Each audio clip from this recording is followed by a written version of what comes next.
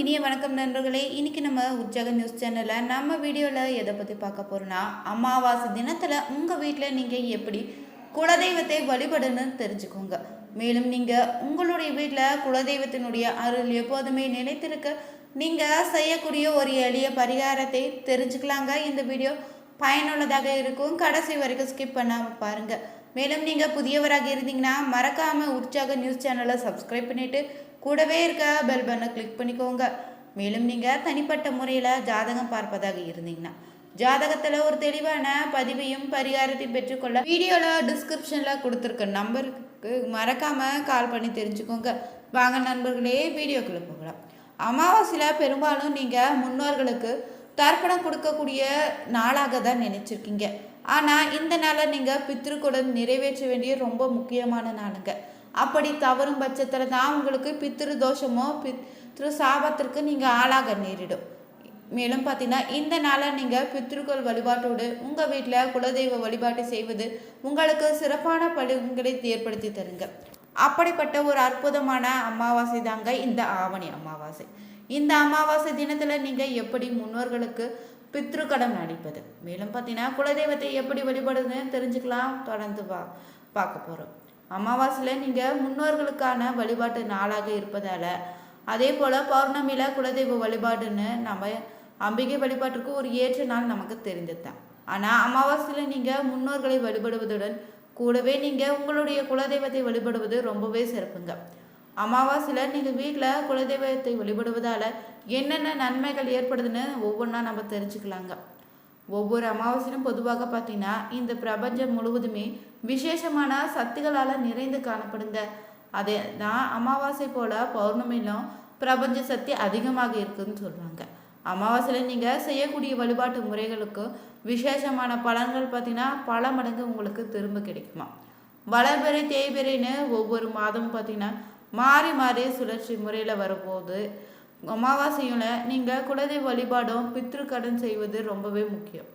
அமாவாசையில் நீங்கள் கட்டாயம் பித்ரு தர்ப்பணம் கொடுக்கணுங்க. மட்டும் இல்லைங்க, உங்களுடைய சந்ததியினருக்கு நல்ல பலன்களை வாரி வழங்கக்கூடிய ஒரு அற்புதமான நாள் தாங்க இந்த அமாவாசையில் நாம் செய்யக்கூடியது. அப்படி நம்ம பித்ரு தர்ப்பணம் செய்ய மறந்தோம்னா பித்ரு சாபத்திற்கு ஆளாக நேரிடுது. இதனால் தான் குடும்பத்தில் பிரச்சனைகளும் நிம்மதி இல்லாத சூழ்நிலையும் ஏற்பட்டு வருங்க. எனவே நீங்கள் ஒவ்வொரு மாதமும் வரக்கூடிய அமாவாசை தினத்தில் உங்களுடைய முன்னோர்களுக்கு நீங்கள் எள்ளும் தண்ணீரும் இறைத்து எளிதாகவே வீட்டில் கூட நீங்கள் பூஜை செய்து பித்ரு சாபத்திற்கு ஆளாகாம இருக்கலாங்க. நீங்கள் பித்ருன்னு சொல்லக்கூடிய உங்களுடைய முன்னோர்களை அமாவாசை தினத்தில் வீட்டு வாசலை நிற்பதாக சொல்லுவாங்க. அவர்களுக்கு நீங்கள் பிடித்த உணவுகளை சமைத்து படையலிட்ட பின்னர் காகத்திற்கு முதல் உணவிட்டிங்கன்னா சிறப்பான பலன்கள் ஏற்படுங்க. அவருடைய ஆசையும் பார்த்தீங்கன்னா உங்களுக்கு முழுமையாக உங்களுக்கு கிடைக்குவதோடு உங்கள் வம்சாவளியினரையும் சென்று சேரும். அமாவாசையில் நீங்கள் உணவேதும் உண்ணாமல் தினமும் மந்திரங்களை உச்சரித்து கொண்டே இருந்து விரதம் இருந்து வழிபட்டு வந்தீங்கன்னா சகல விதமான சௌபாக்கியங்களும் உங்களுக்கு உண்டாக்கிடுங்க. மேலும் இந்த நாளில் விரதம் இருக்க ஒரு சிறப்பான நாளாக அமைஞ்சிருக்கு. அமாவாசையில் நீங்கள் பிரம்ம முகூர்த்த நேரத்திலே எழுந்து விசேஷ சக்திகளை கொடுக்கக்கூடிய ஒரு அற்புதமான நேரங்க. இந்த நேரத்தில் நீங்கள் விரதத்தை தொடங்கிடுங்க. இது உங்களிடையே இருக்கக்கூடிய கெட்ட சக்திகளை விலக்கி ஓட செய்திடும். நேர்மறையான ஆற்றல்களை, அதாவது பாசிட்டிவ் எனர்ஜியை உங்களுக்கு அதிக ஏற்படுத்தி கொடுக்குங்க. நீங்கள் வீட்டை சுத்தம் செய்துட்டு இந்த நாளை நீங்கள் தண்ணீருடன் சிறிதளவு கல்வுப்பு சேர்த்து வீட்டை ரொம்பவே சுத்தமாக தொடச்சிடுங்க. பின்னர் பார்த்தீங்கன்னா காலை மாலைன்னு இருவேளையுமே பூஜை அறையில் விளக்கேற்றி வைத்து வழிபடுங்க. குறிப்பாக நீங்கள் அமாவாசை நாளில் விரதம் இருப்பவர்களாக இருந்தீங்கன்னா இல்லாதவர்களாக இருந்தாலும் கூட பரவாயில்லைங்க, அசைவ உணர்வை இந்த நாளில் தவிர்த்திடுங்க. மேலும் அமாவாசை நாளில் நீங்கள் அசைவ உணவு உண்ணும்போது உங்கள் உடம்பில் பார்த்தீங்கன்னா ஒரு அசௌகரியம் ஏற்படும். மேலும் பார்த்தீங்கன்னா ஜீரண கோளாறுகள் ஏற்படுவதால தான் இந்த நாளில் அமாவாசையில் அசைவம் சாப்பிடாதீங்கன்னு சொல்லுவாங்க. மேலும் கூட பார்த்தீங்கன்னா வெங்காயம் பூண்டு போன்ற பொருட்களையும் நீங்கள் இந்த நாளை தவிர்ப்பது ரொம்பவே நல்லதுங்க. உங்கள் வீட்டில் நேர்மறை ஆற்றல் அதிகரிக்க நினச்சிங்கன்னா இந்த நாளில் நீங்கள் மந்திர ஸ்லோகங்கள் உச்சரிப்பது ஒழிக்கப்படுவது நல்ல விதமான பலனை ஏற்படுத்தி தரும். மேலும் உங்களுக்கு தெரிந்த சிறு மந்திரங்களை கூட இந்த நாளில் நீங்கள் உச்சரித்து பாருங்கள். பல விதமான நன்மைகள் நடப்பது உங்களால் உணர முடியுங்க. பொன் பொருள் சேரமும் சகல சம்பத்து கிடைக்க நினச்சிங்கன்னா குலதெய்வ அருள் பெறவும் நீங்கள் குலதெய்வ வழிபாடு செய்வது ரொம்பவே நல்லதுங்க. இந்த நாளில் பார்த்தீங்கன்னா உங்கள் வீட்டு பூஜை அறையில் ஒரு மண்பானை இல்லைன்னா செப்பு, அதுவும் இல்லைன்னா பித்தளை கலசத்தில் நீங்கள் தண்ணி நிரப்பி வைத்து பூஜை அறையில் முதல்ல வச்சிடணும். பின்னர் பார்த்தீங்கன்னா அதில் உங்கள் குலதெய்வத்தை நினைத்து நீங்கள் அவகானம் செய்து வழிபாடை தொடங்கிடுங்க. பிறகு நீங்கள் விளக்கேற்றி தீபம் வழிபாடு செய்வது எப்போது போல் உங்கள் பூஜை அறையில் செய்துட்டு நீங்கள் குலதெய்வ வழிபாட்டை நிறைவு செய்துக்கலாம். உங்களால் முடிந்தால் இந்த ஒரு நாளை நெய்வேத்தியமாக வைத்து வழிபடுவது ரொம்பவே சிறப்புங்க. அப்படி உங்களால் எதுவும் செய்ய முடியலனா கூட சிறிதளவு கற்கண்டு வைத்து கூட உங்களுடைய குலதெய்வத்தை வழிபடுவது உங்கள் வீட்டில் குலதெய்வத்தினுடைய அருளை நிலைத்திருக்க செய்திடுங்க. எந்த ஒரு குடும்பமும் பார்த்தீங்கன்னா ரொம்ப சந்தோஷமாக வாழ பார்த்தீங்கன்னா குலதெய்வத்தினுடைய அருள் இருக்குன்னு சொல்லுவாங்க. அந்த குடும்பத்தில் குலம் தலைத்து செல்வ செழிப்போடு வாழ வேண்டும்னு நினச்சிங்கன்னா உங்கள் வீட்டில் குலதெய்வத்தினுடைய அருள் முழுமையாக இருக்கணுங்க. நீங்கள் அமாவாசை தினத்தில் நீங்கள் உங்களுடைய குலதெய்வத்தை வேண்டி நீங்கள் செய்யக்கூடிய பூஜையும் பரிகாரம் பார்த்தீங்கன்னா பல மடங்கு உங்களுக்கு செல்வ வளத்தை தேடி தருமா. அப்படி செய்யக்கூடிய ஒரு பரிகாரம் என்னன்னு நம்ம தெரிஞ்சுக்க போகிறோங்க.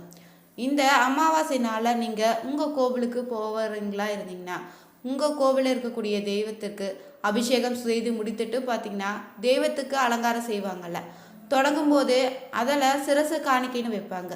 சிரசு காணிக்கைனா வேறு எதுவும் இல்லைங்க, ₹1 நாணயம் தான். அந்த தெய்வத்திடம் தலையில் வைக்கக்கூடிய அந்த ₹1 நாணயத்தை உங்களுடைய குலதெய்வ கோவிலில் வைத்து இருக்கக்கூடிய அந்த நாணயத்தை உங்களால் பெற முடிஞ்சுன்னா நீங்கள் வாங்கி வந்து உங்கள் வீட்டில் வைத்துடுங்க.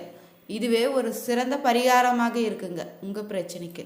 மேலும் இந்த ஒரு நாளில் நீங்கள் உங்கள் குலதெய்வ கோவிலுக்கு செல்லும்போது தீபம் ஏற்றி வழிபடுவது சிறப்பான பலன்களை தேடித்தரும். கோவிலில் இருந்து இந்த ஒரு காணிக்கையை பெற முடியாதவங்க நீங்கள் வெற்றிலை, பாக்கு, பூ, பழந்தோட்டோடு ₹1 நாணயத்தை வைத்து குலதெய்வ கோவிலில் நீங்கள் அர்ச்சனை செய்து அந்த நாணயத்தை எடுத்து வந்து உங்களுடைய வீட்டில் வைத்திடுங்க. செல்வ செழிப்போடு வாழ வேண்டும்னு நீங்கள் பிரார்த்தனை செய்து குலதெய்வ கோவிலில் இப்படி வழிபட்டு வருவது ரொம்பவே நல்லதுங்க. மேலும் இந்த நாளை நீங்கள் உங்களுடைய குலதெய்வ கோவிலுக்கு போகும்போது சந்தர்ப்பம் அமையலையா, வருடத்திற்கு ஒரு முறை தான் செல்ல முடியக்கூடிய சூழ்நிலை இருப்பவங்க நீங்கள் வசிக்கக்கூடிய இடத்திலே உங்களுடைய குலதெய்வ கோவில் இருக்கக்கூடிய இடத்துலேருந்து தூரமான பகுதியில் வசித்தாலும் பரவாயில்லைங்க, நீங்கள் கவலைப்படாதீங்க. இந்த நாளை நீங்கள் வெற்றிலை, பாக்கு, பூ, பழத்தோடு ₹1 நாணயத்தை உங்கள் வீட்டு பூஜை அறையிலே வைத்து குலதெய்வத்தினுடைய நாமத்தை சொல்லி 108 முறை நீங்கள் உச்சரித்து அந்த நாணயத்தை எடுத்து உங்களுடைய பரிகாரத்துக்காக நீங்கள் பயன்படுத்திக்கோங்க. இப்படி நீங்கள் குலதெய்வத்தின் அருள் நிறைந்த இந்த ₹1 நாணயத்தை வீட்டுக்கு எடுத்து வந்ததுமே அமாவாசை தினத்தமாக இருந்துச்சுன்னா உங்கள் வீட்டு பூஜை அறையில் வைத்துட்டு குலதெய்வத்தை வேண்டி பூஜை செய்திடுங்க. பிறகு பார்த்தீங்கன்னா சுத்தமான வெற்றிலையில் அந்த நாணயத்தை வைத்து மடித்துட்டு நூல் போட்டு கட்டி உங்கள் வீட்டு பீரோவில் இல்லைன்னா நீங்கள் பணம் வைக்கக்கூடிய இடத்துல வச்சிடுங்க. இப்படி வைப்பதால் உங்கள் வீட்டில் பார்த்தீங்கன்னா செல்வத்திற்கு எந்தவித குறைவும் ஏற்படாதுங்க. முடிந்தால் நீங்கள் அமாவாசை தினத்தில் குலதெய்வ கோவிலுக்கு போய் இந்த ₹1 நாணயத்தை வாங்கி வந்து இந்த ஒரு பரிகாரத்தை செய்து பாருங்கள். முடியாதவங்க வீட்டிலையே நீங்கள் இந்த ஒரு வழிபாட்டை செய்தால் போதுங்க. அமாவாசை தினத்தில் மட்டும் இந்த ஒரு நாணயத்தை அதே வெற்றியில் வச்சுட்டு அடுத்த நாளில் நீங்கள் அந்த ஒரு வெற்றிலை வந்து கால்படாத இடத்துல போட்டுடுங்க. அந்த ₹1 நாணயத்தை உங்கள் பணம் பட்டியலே வச்சுடுங்க. இப்படி செய்வதால் பார்த்தீங்கன்னா உங்கள் வீட்டில் வந்து பண வரவுக்கான தடைப்பட்டு கொண்டு இருந்த காரணங்கள் எல்லாமே விலகி ஓடிடுங்க. மேலும் பார்த்தீங்கன்னா உங்கள் வீட்டில் இருக்கக்கூடிய எதிர்மறை ஆற்றல்களும் விலகி வீட்டில் நேர்மறையான ஆற்றல்கள் நிறைந்திடுமா. இப்படி நீங்கள் செய்வதால் பார்த்தீங்கன்னா வெற்றிலையோடு இது ₹1 இணைந்து வைப்பதால் அதனால் கிடைக்கக்கூடிய பலன்களும் பார்த்தீங்கன்னா உங்களுக்கு இரட்டிப்பாக கிடைத்திடுங்க. அமாவாசை தினத்தில் மறக்காமல் நீங்கள் குலதெய்வ வழிபாடு செய்வது ரொம்பவே நல்லது. மேலும் பார்த்தீங்கன்னா இந்த நாளை நீங்கள் செய்வதால் ராகுவின் அம்சம் குறைவாக இருப்பதாலுமே இன்றைய தினம் நீங்கள் பரிகாரத்தை செய்தீங்கன்னா உங்களுக்கு பலன் இரட்டிப்பாக கிடைத்திடுமா. அமாவாசைனால உங்களுடைய குலதெய்வ கோவிலுக்கு போய் விளக்கேற்றி வழிபடுங்க. அப்படி போக முடியலனா கூட பரவாயில்லைங்க, வீட்லேயே நீங்கள் குலதெய்வ படம் இருந்துச்சுன்னா அதுக்கு விளக்கேற்றி வைத்து வழிபடலாங்க. வீட்டில் நீங்கள் படையல் வைத்து கூட வழிபடுங்க. இந்த நாளில் தர்ப்பணம் கொடுக்கும்போது மட்டும் நீங்கள் பூஜை அறையை பயன்படுத்திடாதீங்க. நீங்கள் அமாவாசை தினத்தில் பித்ருக்கடம் கொடுப்பதாக இருந்தீங்கன்னா அந்த நாளில் பகல் முழுவதும் பார்த்திங்கன்னா நீங்கள் பூஜை அறையை பயன்படுத்தாமல் மாலை நேரத்தில் விளக்கேற்றி எப்போது போல் உங்கள் வீட்டு பூஜை அறையை பயன்படுத்திக்கோங்க. மேலும் இந்த நாளில் நீங்கள் யாரிடமும் கோபமாக பேசக்கூடாது. மேலும் பார்த்திங்கன்னா இந்த நாளில் நீங்கள் பிறரிடம் கடனாகவும் வாங்காதீங்க. மேலும் இந்த ஒரு அற்புதமான நாளில் உங்களுடைய முன்னோர்களை நீங்கள் நினைத்து வழிபடுவதால் உங்களுக்கு இருக்கக்கூடிய அனைத்து பிரச்சனைகளையும் நீங்கி வீட்டில் சுப நிகழ்ச்சிகள் தடையில்லாமல் நடைபெறுங்க. இந்த வீடியோ பிடிச்சிருந்தா லைக் பண்ணுங்கள், ஷேர் பண்ணுங்கள், கமெண்ட் பண்ணுங்கள். மறக்காமல் உற்சாக நியூஸ் சேனலை சப்ஸ்கிரைப் பண்ணிக்கோங்க. அனைவருக்கும் நன்றி நண்பர்களே.